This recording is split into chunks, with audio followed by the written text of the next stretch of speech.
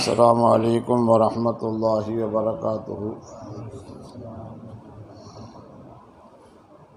نحمده ونصلي على رسوله الكريم أما بعد.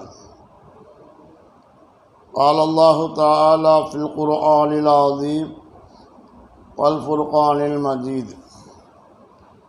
أعوذ بالله من الشيطان الرجيم. بسم الله الرحمن الرحيم.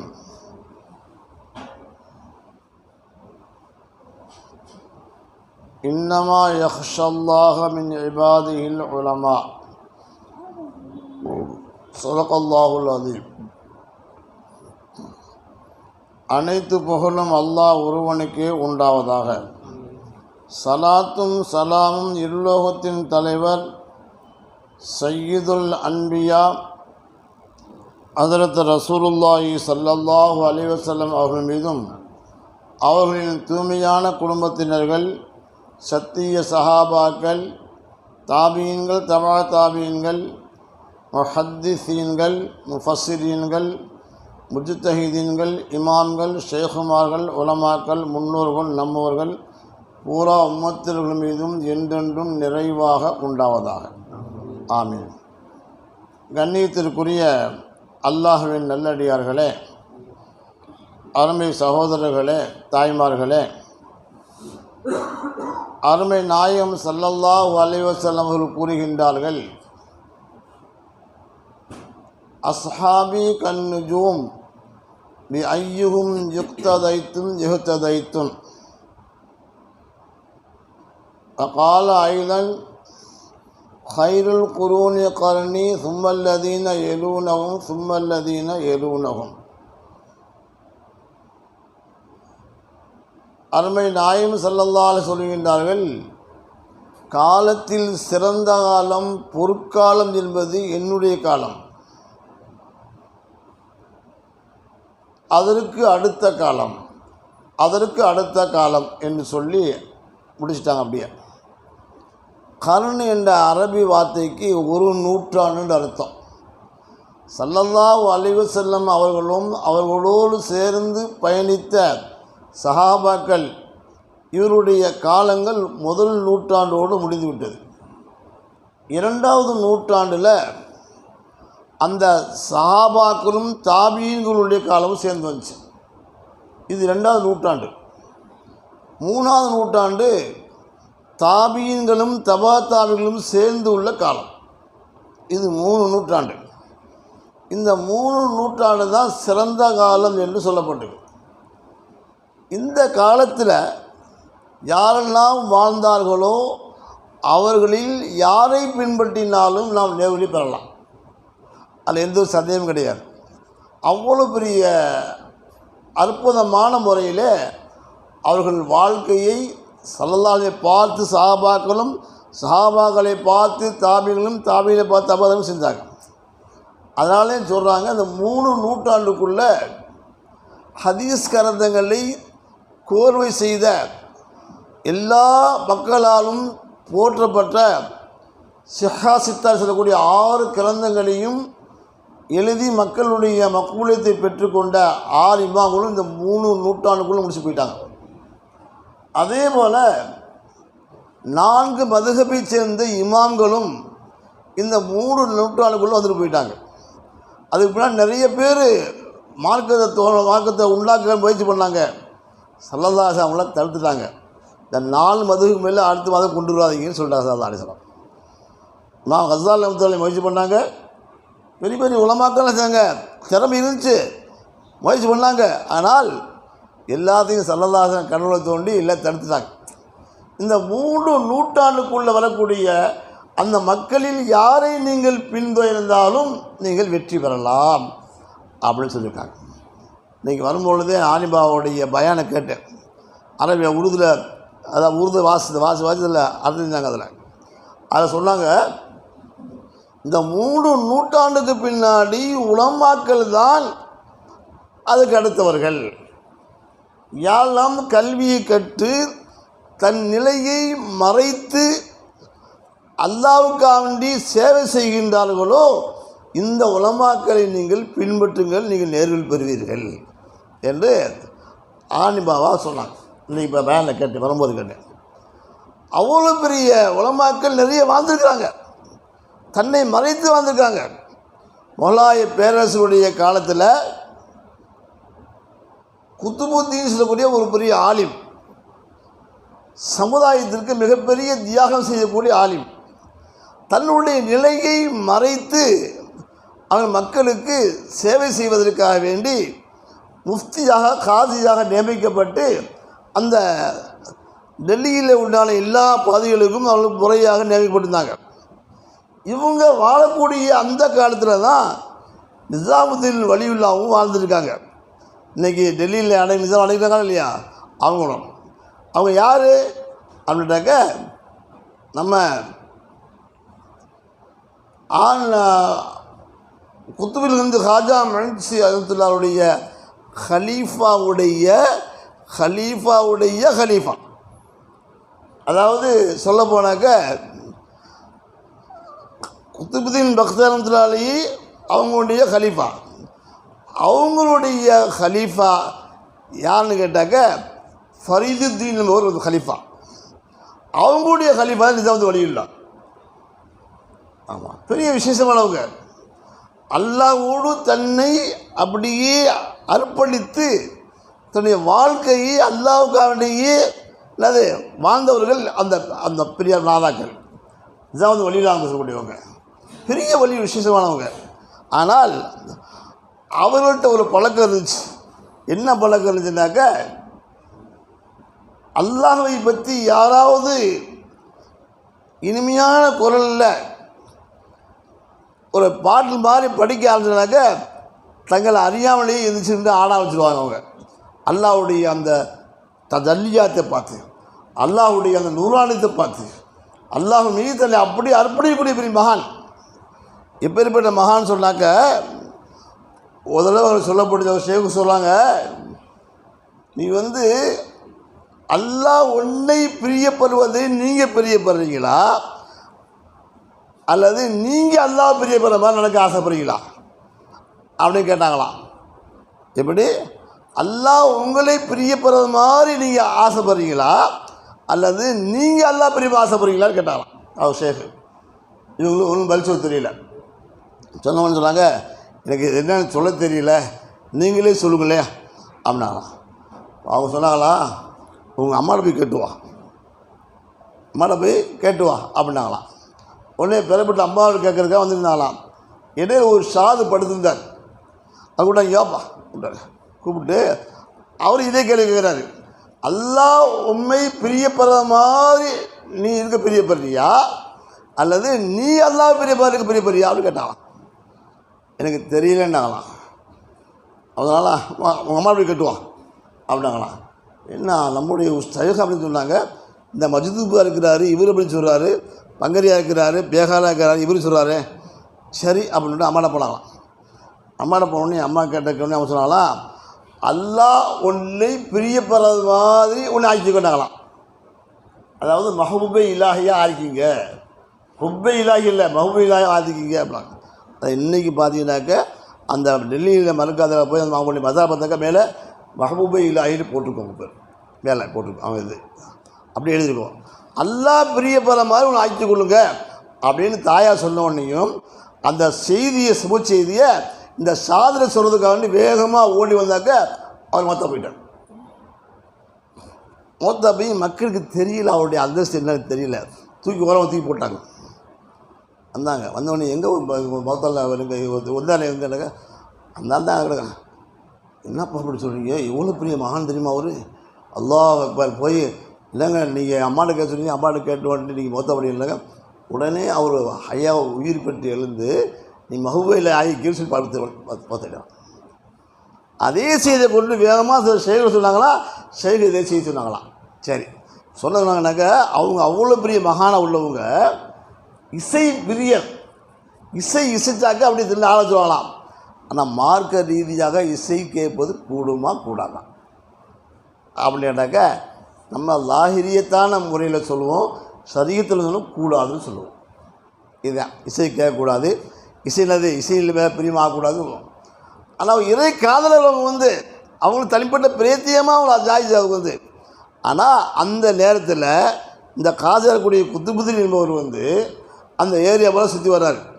சொல்கிறாரு, என்ன நிஜாமுதீனே, நீ இந்த மாதிரி செய்கிற, இது பார்க்கறதுக்கு கூடாத விஷயம் செய்யாத அப்படின்னு தடுத்துருக்கிறார்.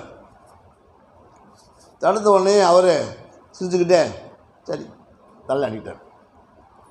தலையாடினாலும் அவங்களுடைய உள்ளம் அல்லாஹ்வோடு ஃபனாஃபில்லாவில் ஆனதுனால அவங்கள அறியாமலேயே அல்லாஹ்வுடைய திருநாமத்தை சொல்லி ஆளுதாக்க ரெண்டு ஆலோசனை சொல்லலாம், சொல்லி கேட்குவாங்க, ஆனாக்க செய்வாங்க.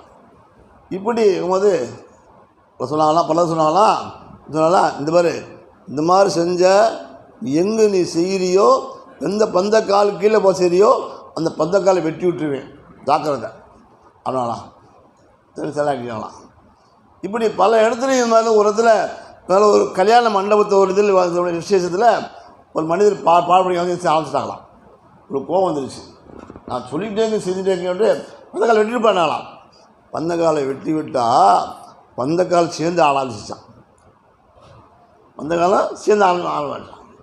இவங்க சொன்னாலாம் என்னுடைய கடை முடிஞ்சு வச்சு போயிட்டாங்க. இன்னொரு சபையில் அவங்களும் உட்காந்துருக்குறாங்க, இவங்களும் அழைக்கப்பட்டிருக்காங்க, ரெண்டுமே அந்த சபைக்கு அழைக்கப்பட்டிருக்காங்க, உட்காந்துருக்காங்க. இப்போ ஒருத்தர் பால் பிடிக்க ஆரம்பிச்சாரு, இருந்துச்சு ஆரம்பிச்சிட்டாங்க. நான் நிஜாமுதீன் நான் பல தடவை சொல்லி கேட்க மாட்டேங்கிறேன், எப்படி செய்ய போகுது அப்படின்ட்டு அவருடைய தோள்பட்டியை பிடிச்சி உட்காரு அப்படின்ட்டு ஆவிக்கு உட்கார வச்சாங்களாம். உட்காந்துட்டான். கொஞ்ச நேரத்துக்கு பின்னாடி இன்னொருத்தர் அவருடைய ஒருத்தர் வந்து வேறு படிக்க ஆரம்பிச்சிடலாம். படிக்க ஆரம்பித்த உடனேயும் அவர் தாங்க இந்தியன் செஞ்சு ஆரம்பிச்சார். இப்போ சொல்லாங்களா, நான் சொல்லி பிடிச்ச அமைச்சனா இல்லையா, உட்காரு உடனே திருப்பி தோள்பட்டியை பிடிச்சி அவி கீழே உட்கார வச்சாங்களாம். உட்காந்துட்டாங்க. கொஞ்சம் நேரம் போய் இன்னொருத்தர் வந்து பாட ஆரம்பித்தார், இது ஆரம்பித்தாங்க. இப்போ என்ன செஞ்சாங்க, தன்னையும் அறியாமல் எழுந்து நின்று அவருக்கு மரியாதையாக இப்படியே நின்று அவர் ஆளை பார்த்து ரசித்தே இருந்தாங்களாம்.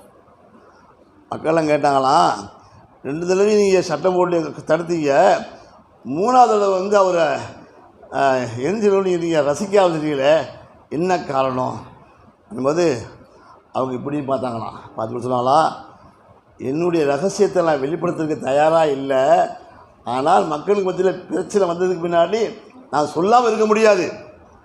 ஆமாம், அவருக்கு எந்த அந்தஸ்து இருக்குதோ அந்த அந்தஸ்து அல்லாஹ் எனக்கு கொடுத்துருக்குறான், ஆன்மீகத்துவ கொடுத்துருக்குறான். ஆனால் சரியத்தினுடைய வெளிப்படையில் நான் கண்டித்தே தவிர வந்து, ஆனால் அவருடைய பிரியவரில் நானும் ஒருவர். முதல்ல வந்து அவர் நின்று அவரை ஆட அழைக்கும் பொழுது அல்லாஹ் பக்கம் தன்னுடைய ஃபனா ஃபில்லாவில் அவரோட ரூஹு முதல் வானம் வரைக்கும் போச்சு. நான் எனக்கு முதல் வானம் ஆற்றல் இருந்துச்சு, முதல் வானம் வரைக்கும் போய் அவரை பிடிச்சி இழுத்து கொண்டு வந்து தொலைப்பட்டி பிடிச்சி அபிக்கீழே உட்கார வச்சு முதல்ல. 2வது தடவை அவரை ஆரம்பிக்கும் பொழுது அவருடைய ரூஹு 7ஆம் வானத்துக்கு போயிடுச்சு.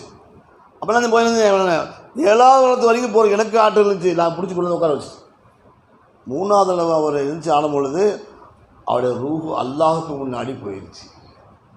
அல்லாஹுக்கு முன்னாடி இந்த சட்டம்லாம் அங்கே செல்லாது. எனக்கு அல்லாஹ்வுக்குள்ளே போகக்கூடிய ஆசை ஆர்வர்களுக்கு ஆற்றல் இருந்துச்சு. நான் அல்லாஹ்வுக்குள்ளே போய் நின்றேன். அல்லாஹ்வுடைய தஜல்லியாத்தை நூறானயத்தை பார்த்து நான் ரசித்து கொண்டேனே தவிர இவர் ஆழ்வதை பார்த்தல்ல அப்படின்னு சொன்னாங்களாம். பாருங்கள், அப்போ குத்துபுதீன் சொல்லக்கூடிய ஒரு ஆலிமாக இருந்தாலும் தன்னை யார் என்று வெளிக்காட்டாமல் அது கொடுத்துருக்காங்க. இதே நிலையில் நீடிச்சு கொஞ்ச நாள் ஆச்சு. கொஞ்ச நாளைக்கு பின்னாடி குத்துபுதீன் என்று சொல்லக்கூடிய இந்த மனிதருக்கு வந்து உடலில் சரியில்லாமல் போச்சு. ஆலிமுக்கு பெட்டில் இருக்காங்க. இது கேள்விப்பட்ட உடனேயும் நிஜாமுதீன் வேகமாக வர்றாங்க பார்க்குறதுக்கு. பார்க்க வந்தாண்டாக்க இவங்க சொல்கிறாங்க, இந்த விதுவத்தி வாழாவில் உள்ளே வரக்கூடாதுனாங்களாம், யாருமே அவ்வளோனாலாம். உடனே இவங்க சொன்னாங்களாம், அந்த விதத்தை திருந்தி விட்டால் உடனே உங்களை பார்க்க ஆசைப்படுறான் அப்படின்னாலாம். அப்படியா அப்படி இவங்க தலைப்பா கட்டுறதை எடுத்து விரித்து விட்டு வாசல் வரைக்கும் விரித்து விட்டு அவங்க கீழே நடந்து விடக்கூடாது, என் தலைப்பாலே நடந்து விடணும். இவங்க சொன்னாங்களாம், அவங்க பெரியவங்களுடைய தலைப்பால் நான் கால் வைக்கிறதா, அது முடியாது. தலைப்பாவை சுட்டிக்கிட்டு முத்தம் கொடுத்துட்டு வேகமாக ஓடி வந்து பார்த்தாங்களாம். இதுவே பெரியாருடைய நிலை. தன்னை மறைத்து வாழக்கூடியவர்கள், தன்னை மறைத்து வாழக்கூடிய அந்த பெரியாருடைய இடத்துல எப்படி இருக்கணும், மரியாதை குறைவில்லாமல் இருக்க வேண்டும். நம்ம சேட்டையெல்லாம் அடக்கி ஒடுக்கிட்டு இருக்கோம். ரெண்டாவது, அந்த பெரியார்களுடைய இத்திபா செய்கிறது கிழமை. சஹாபாக்கள் நிலைகள் தாபிகள் பெரிய நீ சொன்னார் அப்துல்லா இல் அப்பாஸ் சொன்னாங்க, எவருடைய மகான் தெரியுமா அவங்களாம் வந்து அல்லாஹ் அக்பர். ஒரு தடவை கடுமையான வெயிலுடைய நேரத்தில் நடந்து போயிட்டுருக்காங்க, கடுமையான பசி. அப்போ ஒரு ஆட்டு இடையும் ஆடு மேய்ச்சிக்கிட்டு இருக்கிறான். அவன் போய் கேட்குறாங்க, ஏப்பா ஒரு ஆடு கொடுப்பா, பசியாக இருக்குது இல்லைங்க. இல்லை, இது நான் வந்து ஆடு மேய்க்கக்கூடிய ஒரு இடையின் அடிமை தான், இது எஜமான ஊரில் இருக்கிறாரு. உடனே கேட்குறாங்க, ஏப்பா எஜமான பார்த்துட்டா இருக்கிறாரு, எங்கேயோ இருக்கிறாரு, ஆனால் எனக்கு ஒரு ஆடு கொடுத்துட்டு அவர் ஆட்டை வந்து உணவு தின்னு சொல்லி கொடுப்பா. ஆனால் உடனே அவர் கோவிச்சான். உடனே ஐலல்லா அல்லா போயிட்டான். அல்லா பார்த்துட்டு இருக்கான், அல்லா பார்த்துட்டு இருக்கிறான். அவனுக்கு முன்னாடி என் எஜமான் என்ன, அவனோட பெரிய எஜமான் என்ன, அவன் பார்த்துடும் போது நான் தப்பு செய்ய முடியாட்டாங்களாம். உடனே ஒரு சந்தோஷம் போச்சு. ஏன்னா உங்கள் எஜமான் யார் பண்ணாங்க, போனாங்க.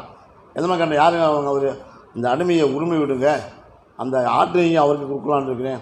இல்லை காசு கொடுத்து ஆடு பூரா விலைக்கு வாங்கி அந்த அடிமையை விலைக்கு வாங்கி உரிமைட்டு அந்த ஆடை பூரா அதுக்கு சொந்தமாக்கிட்டாங்களாம். அப்போ எவ்வளோ பெரிய தியாகம் பண்ண வாழ்ந்துருக்காங்க அந்த காலத்தில்.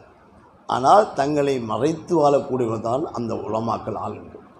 இந்த 3 பொருட்காலத்தில் யாரை பின்பற்றினாலும் நேர்வு பெறுவோம். அதுக்கு பின்னால் வரக்கூடிய உலமாக்கள் யாருண்டாக்க யாரும் காட்டிக்கொள்ள மாட்டாங்க, ஆனாலும் அவளை பின்தேறணும். அது ஸல்லல்லாஹு அலைஹி சொல்லியிருக்காங்க, இத்தகு ஃபிராஷத்தில் மூமினீன், நல்லவர்களுடைய அகப்பார்வையை பயந்து கொள்ளுங்கள். நல்லவர்கள் யார்? இந்த உலமாக்கள் தான். உலமாக்கள் மட்டுமல்ல, ஷேகுபாக்கள் தான் அதில், அவுலியாக்கள் தான் அதில்.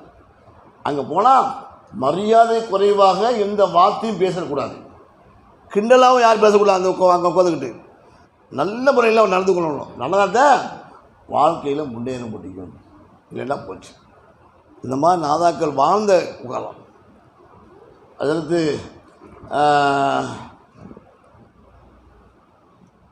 அவர்களுடைய சபையில் உட்கார்ந்தாத்தே மாற்றம் கிடைக்கும்.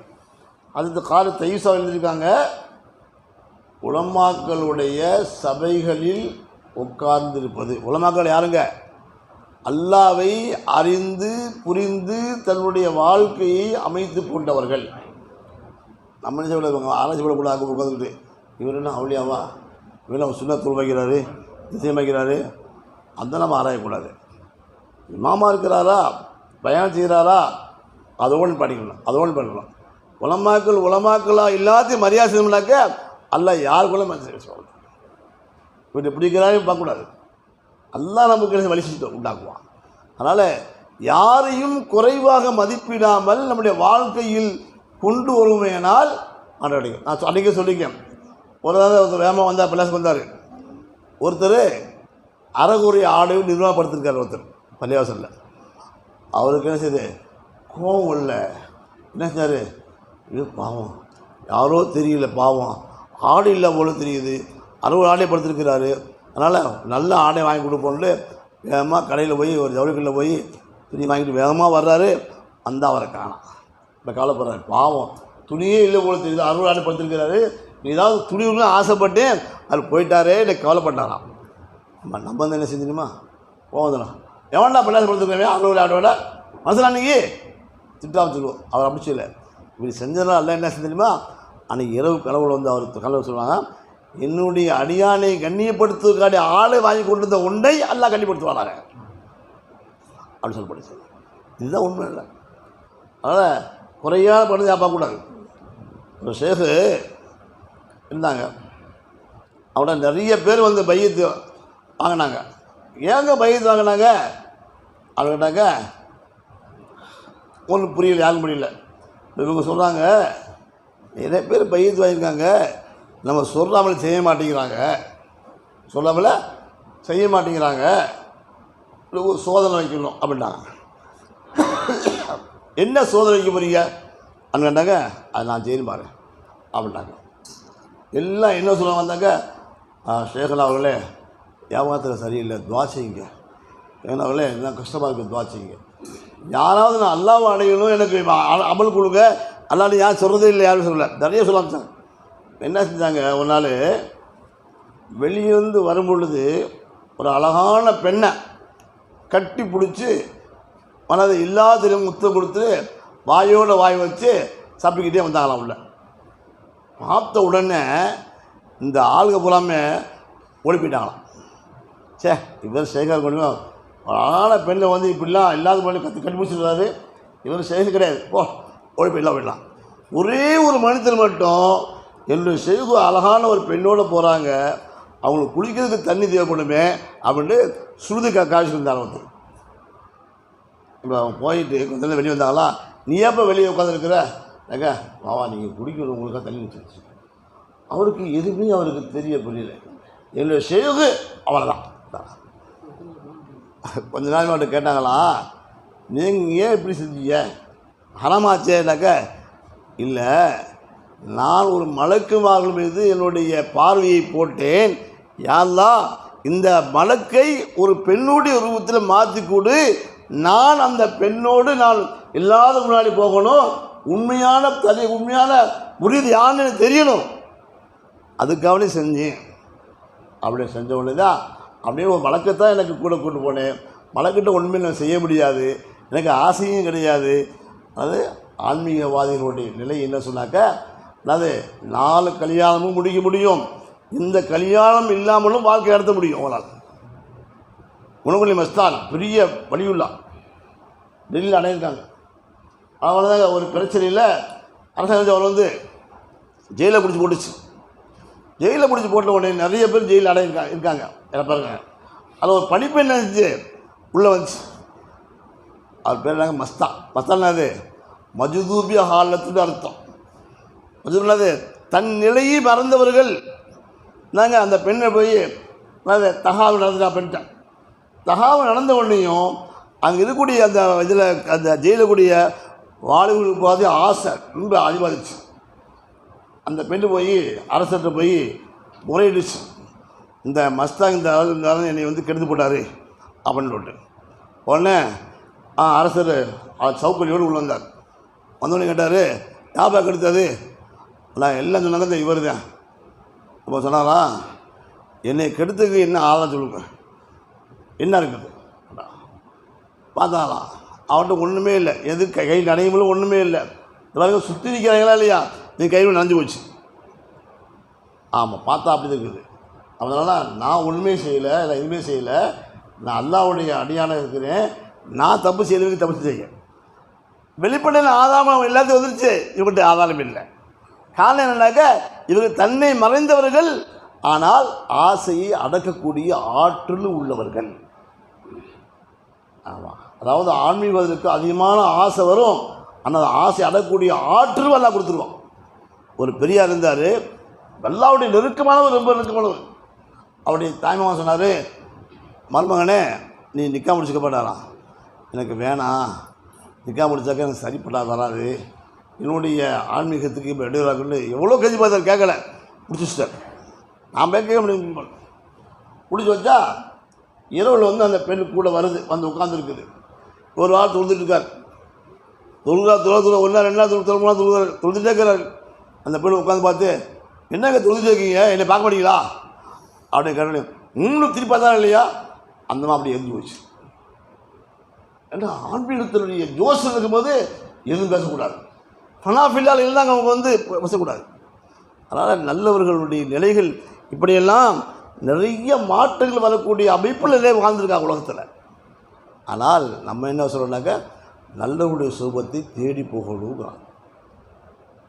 நல்ல சுபத்தை தேடி போகணும், தேடி போனால் கிடைக்கும். நம்மளுடைய எனக்கு வியாபாரமாக இருக்குது, அதில் கொடுக்கணுவாங்க இருக்குது, அந்த இதுக்கு வேலை இருக்குது அப்படின்னாக்க அல்லாஹ்வை அடைய முடியாது. அல்லாஹ் அடைய தேடி போகணும் சொல்லுவாங்க. அது தைசா கிதாபில் இருக்காங்க, 4 விஷயங்கள் நம்மகிட்ட இருக்குன்னு அல்லாஹ் அடையிறதுக்கு.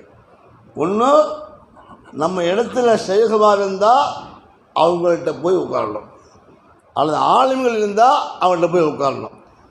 நம்ம போய் உட்கார்ந்தோம்னாக்க அவங்க வந்து நம்மகிட்ட நன்மைதான் செய்வாங்க, வேறு செய்ய முடியாது.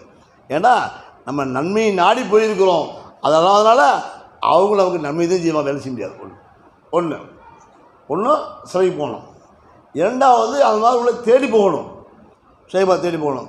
இந்த இடத்துல பயன் இருக்குதா, யார் என்ன செய்கிறாங்களா, நல்ல சீதேவியாக இருக்கும், போவோம் பயனை உட்காருவோம், புரியுதோ புரியலையோ உட்காருவோம்.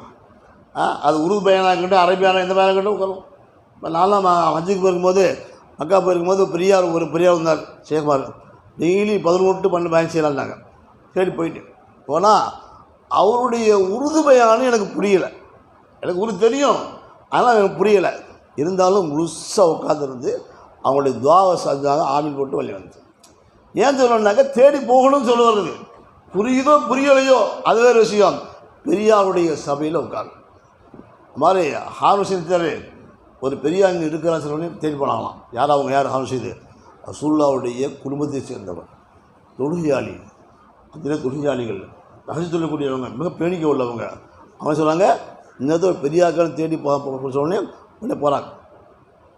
அவர் பார்த்தாரு பெரியார், இவங்க என்னை தேடி வர்றான், அவன் ஆனால் அந்த அரசராச்சே, நம்மளை வரக்கூடாது, நம்ம இருக்க தெரியாமல் இருக்கிற இடம் தெரியாமல் இருக்கிறோம், நம்மளை தேடி வர்றாரு, அப்போ வேறு வரவிடாமல் தடுக்கணும், என்ன செய்யலாம் அப்படின்னு அவர் யோசிச்சார்.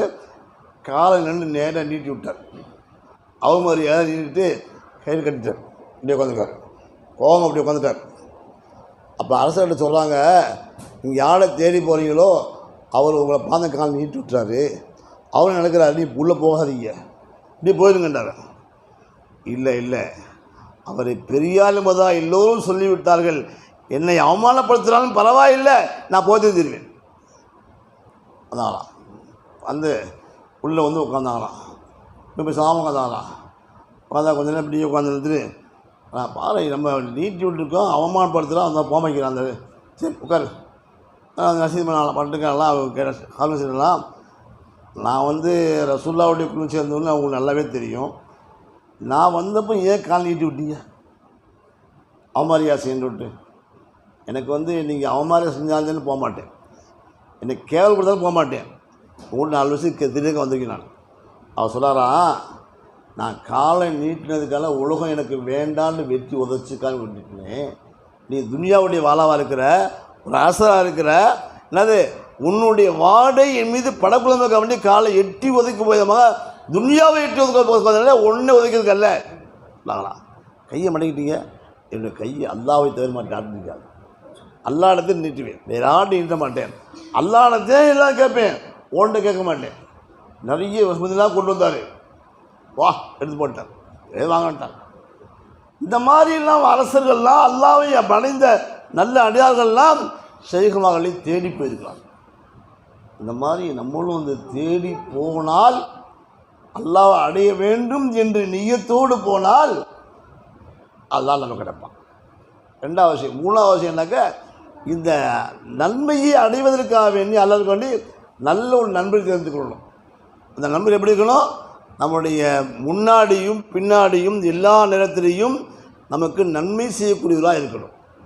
முன்னாடி இருந்து நல்லா பேசுகிறது, பின்னாடி இருந்தாக்க அவங்களுக்கு அயோக்கியம் அப்படின்னு யாரை சொன்னாக்கா அது உண்மையான நண்பருக்கு அடையாளம் அல்ல. என்னக்கா நம்ம எப்படி இருக்கணும், எல்லா நேரத்திலையும் நாம் நல்லா இருந்தாலும் சரி, நாம் கஷ்டப்பட்டாலும் சரி, நம்ம உயர்ந்த அந்தஸ்து இருந்தாலும் சரி, எல்லா நேரத்திலையும் அவன் நண்பர் நம்ம கூட இருக்கணும். இருந்தால் தான் நண்பராக இருந்தால் தான். 4வது விஷயம் என்னன்னாக்க, இரவு நேரத்தில் நமக்கு கேள்வி, இன்றைக்கி நம்ம என்ன அமல் செஞ்சோம், அல்லாஹ்வுக்கு பொருத்தமான அமல் செஞ்சோமா இல்லையா? பொருத்தமான அமல் செஞ்சாக்க அல்ஹம்துலில்லாஹ்னு சொல்லணும். பொதுவாக யாரெல்லாம் என்னை மனுஷரால்லா என்னை அறியாமல் நடந்து வச்சு சொல்லணும். இப்படி சொல்லக்கூடிய பழக்கங்கள் யார்கிட்ட வருதோ, இந்த 4 விஷயங்கள் இருந்தால் அவர் அல்லாஹ்வை அடைய முடியும். நல்லவர்களுடைய சொபத்தில் உட்கார்ந்துருக்கிறது, நல்லவர்களை தேடி போகிறது, அதற்குன்னு ஒரு நல்ல நண்பரை தெரிந்து கொள்வது. என்னது வியாபாரம் செய்கிறோம், அவருக்கு நம்ம வியாபாரம் செய்யணும், சொல்லுங்க உங்கள் வியாபாரம் நான் சேர்த்து கவனிச்சுக்கிறேன், நீங்கள் அந்த பெரியாருடைய பயானம் கேட்டுவாங்க, என்ன கேட்டு சொல்லுங்கள், எனக்கு நாளைக்கு நான் போகிறேன், நீ பார்த்துக்கேன். இப்படி ஒரு நண்பரை ஏற்படுத்திக்கணும்னாக்க அல்லாஹ் மாட்டத்தை கொடுப்பான். அவளை செஞ்சுக்கலாங்களா? அல்லாஹ் நம்மளை கபூல் செய்வானாக. நல்லவர்களை பார்க்கும் பொழுது நம்மளை அறியாமலேயே அல்லாஹ்வுடைய ஞாபகம் வந்தால் அவர் நல்லவர்கள். எந்த சபையில் போய் உட்காரமோ அந்த சபையில் உட்கார்ந்த உடனேயே அந்த பயான் செய்யக்கூடிய ஆலிமாக இருக்கட்டும், அல்ல வலிலாக இருக்கட்டும், ஷேகாக இருக்கட்டும், அவருடைய சபையில் போய் உட்கார்ந்த உடனேயே அல்லாஹ் பக்கம் நம்மளுக்கு கவனம் திரும்பினால் அவர் நல்லவர் கிடையாலாம். இல்லை அதை பார்த்த உடனே உலகத்துடைய ஆசை வருது, ஆனவனும் உட்காந்துருக்கிறாரு, இது மாதிரிலாம் பண்ணுறாரு அப்படின்னாக்க துனியா ஆசைனாக்க இல்லை, அவரும் அல்லாஹுடைய அடையக்கூடிய கிடையாது. ஆனாலும் நம்ம வெளியிலும் பேசக்கூடாது, இவரும் சரியில்லைப்பா அப்படின்னு பேசக்கூடாது இருக்கலாம். அதில் நம்ம காசிம் ரஹ்மத்துல்லாஹியும் ரசூல் யார் இந்தாலும் முஹாஜிர்களுடைய 2 கலீஃபாக்கள் இருந்தேன், மிகப்பெரிய ஒழிந்தான்னு சொல்லுவாங்க. ரஷீது கங்கூர் ரஹ்மத்துல்லாஹி ஒரு தடவை என்னது நாசை விட்ட என்னது முடி வெட்டிகிட்டு இருக்காங்க, இருந்து போய் பொறுப்பான் அப்படின்னு சொல்லி வெளியே போயிட்டு திருப்பி வந்தாக்க கைலி கூட நடந்துருக்குது. எங்கே போனீங்கன்னாக்க அட கடலில் ஊற்றி முழுகமாக போனால் உடனே சீக்கிரம் சின்ன பையன் அவன் நீ தெரியாது, உடனே தூக்கி விட்டு வந்தேன். எங்கேனாக்கா இங்கேருந்து 10 பேருக்கு 50 பேருக்கு அப்பால உடனே வந்துட்டாங்க. இப்பேற்பட்ட இந்த நாதாக்கள் 2 பார்க்க சொல்லுவாங்களா, முகமது காசிம் பார்த்தாத்தே அவுலியமாக இருக்கிறாரு, ரஷீதுங்கிறது அவுலியமாக தெரியலங்களாம். இது முகமது காசிம் காதுக்கு வந்துச்சு. சொல்லுவாங்களா, நான் சாதாரண உடுத்திருக்கிறேன், காவிட மாதிரி பார்க்கறதுக்கு பங்கையாக இருக்கிறேன், எனக்கு இந்த நிலையில் இருந்தால் தான் நான் அல்லாஹ்வை அடைய முடியும். அவர் 2000 திருகத்துக்கு உயர்ந்த ஆடை உடுத்திருக்கிறாரு, அவர் அந்த ஆடை இருந்தாலும் அல்லாஹ்வை அடைந்தவர். அவர் என் நண்பர் தான். இவங்க தேவபந்த் மாசா உற்பத்திட்டாங்க, கங்கூல் மாசா உற்பத்திட்டாங்க. கங்கூலில் மாசா உற்பத்தி 1000 பேர் அன்றைக்கே ஓதுனாங்க, அது இருந்தாங்க. இவங்க மாசாவில் 1000 பேர் அப்போ 1000 போனாங்க, நிறைய போகிறாங்க. அதனால் என்ன செஞ்சாங்கன்னா முகமது காசிம் ரஹ்மத்துல்லாஹி அவங்களுடைய அந்த தேவபந்த் மர்சாக்களில் பாசாவில் நடுவில் ஊருக்குள்ள நடுவில் வீட்டுக்கு வந்து மாச நடுவில் மிக பெருமானமான பள்ளியாசை கட்டியிருக்காங்க. யார் பேரில்? இந்த ரஷீது மகனா மஸ்ஜிதே ரஷீதியா அவங்க பேரில், நண்பர் பேரில் கட்டிட்டாங்க. அவங்களுடைய தவஜுஹாத்து இன்றைக்கு அவருடைய பேர பிள்ளைகள் கட்டியிருக்காங்க. அது பெரிய விஷயம். ஆக யார் எப்படி இருக்கிறாங்கன்னு பார்க்க தேவையில்லை, அந்த சபையில் போய் உட்கார்ந்தால் அல்லாஹ்வுடைய ஞாபகம் வந்தால் அவரை பின்தேறுவோம். இல்லைனாக்கா வாய்ப்பு சாப்பிடும். இதெல்லாம் நம்மளுடைய இல்லாமல் இருந்தால் தான் கொஞ்சத்துக்கு கொஞ்சமாவது அல்லாஹ்வோடு இருக்கக்கூடிய வாய்ப்பை அல்லாஹ் கொடுப்பான். அல்லாஹ் நம்மளை கபூல் செய்வானாக, அல்லாஹ் நம்மளை ஏற்றுக்கொள்வானாக. அல்லாஹ் இப்பொழுது மஜ்லிஸ் ஆரம்பமாகிறது. ஸலவாத்து 3 தடவை வரைக்குங்க.